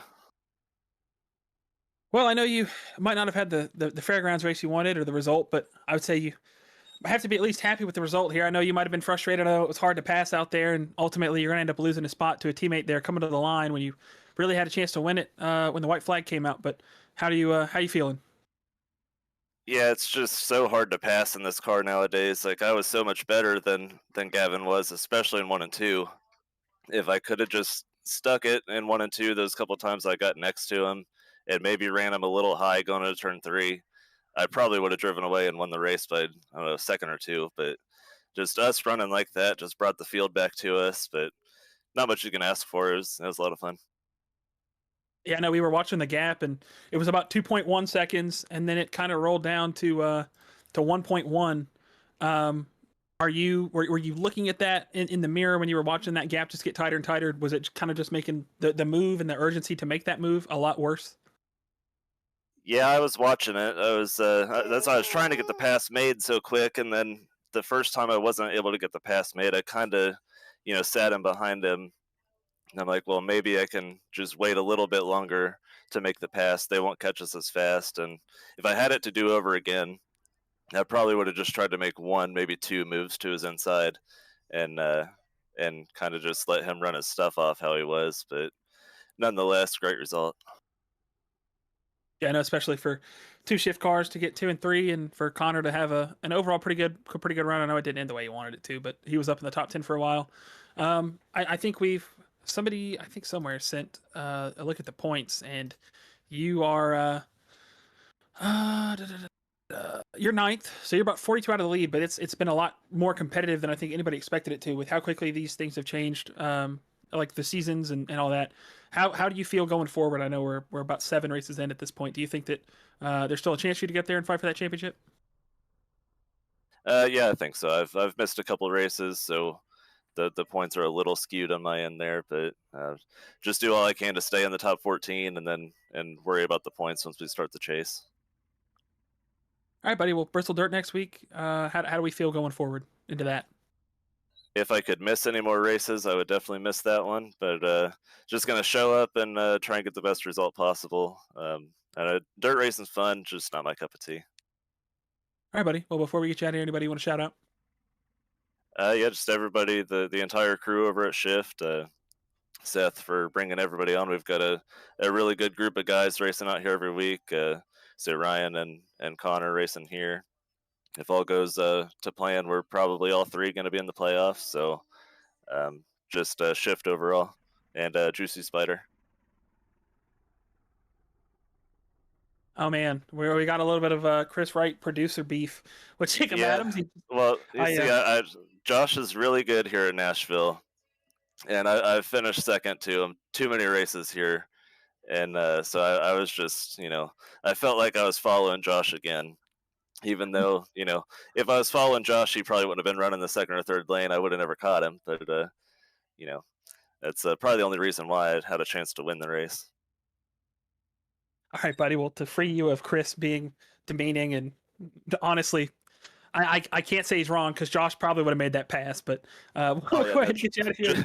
Josh would have never had to pass the guy. He would have won this race by 3 seconds outright. So anyways, good talking to you guys. I said before that I was going to talk to you both races. It ended up 1, so I'm happy with it. That's a 50-50 percentage. That was Jacob Adams there, your third place finisher. Yep, and a guy who we have talked to both races. It's Ryan Borges. I got him right here. Ryan, this is Cam in the booth. You got a copy? Yep, I got you.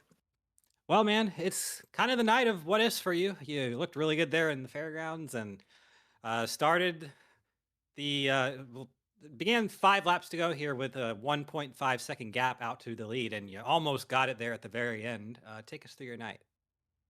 Yeah, this race, I kind of lucked into a second place. I didn't think I had the pace to run for the win, but definitely had top 5 speed. It's just, yeah, it was really tough there with just the draft train and the side drafting, and kind of caught me off guard. I didn't think it was going to be that dominant here. I mean, I'll be honest, I haven't run that many laps at Nashville, but I guess with these cars, you have to kind of expect it at all the speedways and whatnot. But yeah, it was just really tough to, like, even if you were faster than somebody, they'd just pull.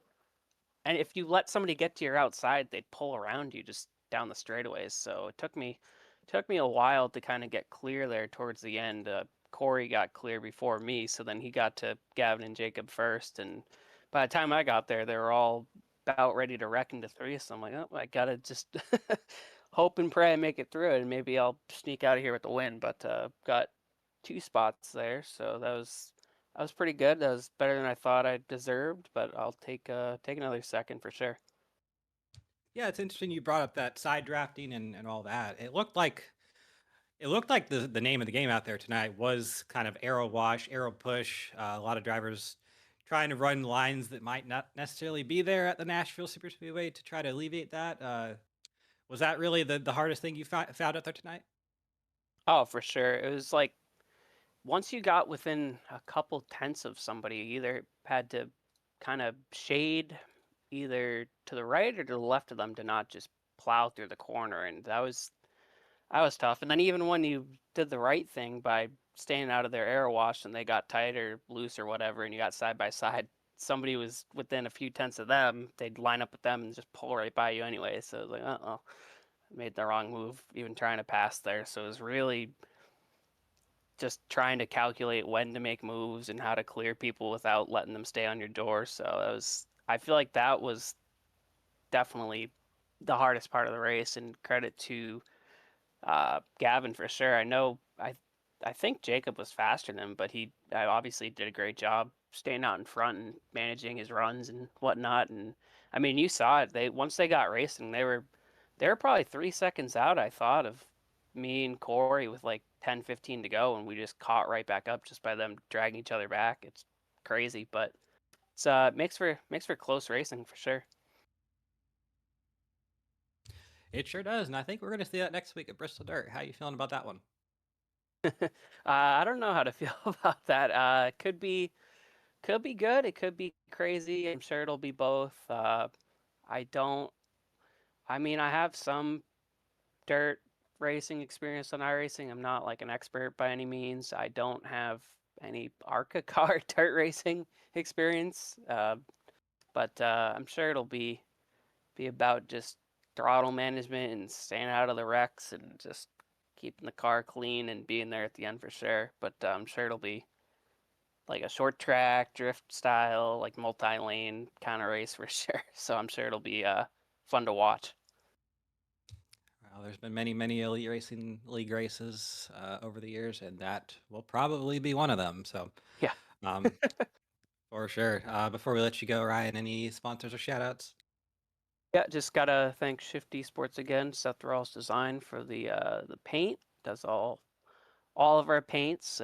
They all look pretty out there on the track and on the broadcast. Thank you guys for putting on these broadcasts. I enjoy going back and seeing what I could do better for the next race, or exciting moments or crashes. So I appreciate that, and yeah, just looking forward to the next one.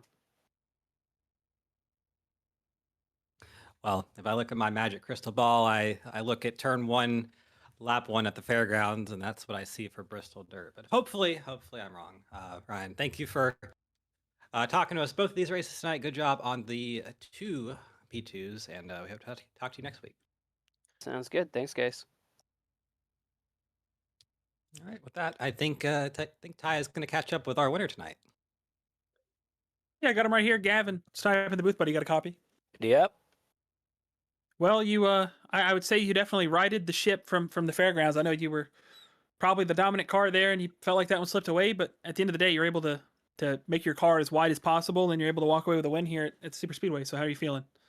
It was good. I mean, I was really mad after the fairgrounds race. I felt like it was a guaranteed to pit because I think we went on a 60-lap run, and I think 7 people stayed out, and it was just over from there. I was mad coming into this one. I got the pole, and then it was great racing with Jacob and Corey there that last run. I definitely burned off the right rear way too much. I didn't know I didn't know what Jacob was doing getting in the corner. He would send it down, and it would stick, and I just couldn't do that. Yeah, we saw that was kind of his favorite thing to do to you there, to put the pressure on you, was send it into 1 and then try to get you out of 2. And for a couple times there, it looked like you were able to hold him off. I think the top side, especially in 3 and 4, with the ability to kind of hold that guy down on the bottom, played a big factor. And then we talked about Ryan. He talked about the side draft and the ability to kind of hold somebody back there. Was any of that kind of put to use for you by defense? Not really, no. I was just trying to break up the draft because I know the last time we ran here, the draft was a major thing. It was like a train going around here. I think around the rev limiter, like halfway down the straightaway last time we raced here. But they definitely switched it up. I don't know if the draft was that big of a deal as it was last time. But yeah. All right, buddy. Well, I know you're probably looking to celebrate. I know neighbor Pete is in the chat. He's excited. We look at Bristol Dirt next week, and the chaos that we've seen this season from everything else. Cam was talking about his magic crystal ball, and he sees turn 1 of the fairgrounds race for Bristol Dirt, and I can't say I see anything different. How are you feeling going to Bristol? I'm feeling pretty good. I know last time we did a dirt race in ARCA, it was at Oswego, and I think I got 2nd there, so I'm usually pretty good on dirt. So I'll be looking forward to that. All right, buddy. Well, heck of a way to turn your season around. I know we talked about, you haven't had the runs you wanted, then you get 1 last week. You probably should have got 2 tonight, but you at least get 1 of them. 10th in the points with the rest of the regular season. Are we feeling so confident that we can go and chase a championship? Definitely. I feel like I'm always a contender in the ARCA series, but I just got to keep on being consistent, and they'll see how I do. All right, buddy. Well, before we let you get out of here, anybody you want to shout out? Shout out for you guys putting this on, Chad for running Elite, my mom, dad, brother, sister. I know Jay was watching tonight, my grandparents, and neighbor Pete. I saw him in the chat, so shout out neighbor Pete. All right, buddy. Well, we will hopefully hear from you on some good circumstances next week. Thanks. That was Gavin Higgins, winner of race number 2 here tonight, the Nashville Superspeedway. And Cam, I mean, I think we saw a tale of 2 racetracks, a tale of 2 races. And a tale of desperation and what it would do to somebody to try to win one of these races here. Yeah, it was also interesting to see the similarities between the two. How it was kind of hard to pass, some bumpers involved, a lot of contact, a lot of wrecking, and even that second race being, I would say, a little bit messier until lap 25 or so, and then we actually were able to keep going green there. But I think next week, yeah, it's going to be fun. Bristol Dirt, definitely. Love me some ARCA cars on the dirt tracks and Bristol Dirt. I mean, it's one of those love or hate tracks. I think it's going to be, I'm not going to say where I'm at because I might get accused of being an old man yelling at cloud, but I think it's going to be a fun time. I'd have to agree. A couple races away from the playoffs. I know we've got Bristol Dirt, Talladega. I think we got a couple more, and then it's going to be a reset for these guys. So. I wouldn't say a reset, but the points are going to get closer, and it's going to be a reseeding. So, if you guys have enjoyed this so far, I know it was a little bit chaotic tonight, but we will be back next week, same time, same place, for the Bristol Dirt Race. For everybody here at the Elite Racing Network, myself, Cameron Rich, Chris Wright, Dave Huckleberry, we appreciate you guys tuning in, and we will catch you next time.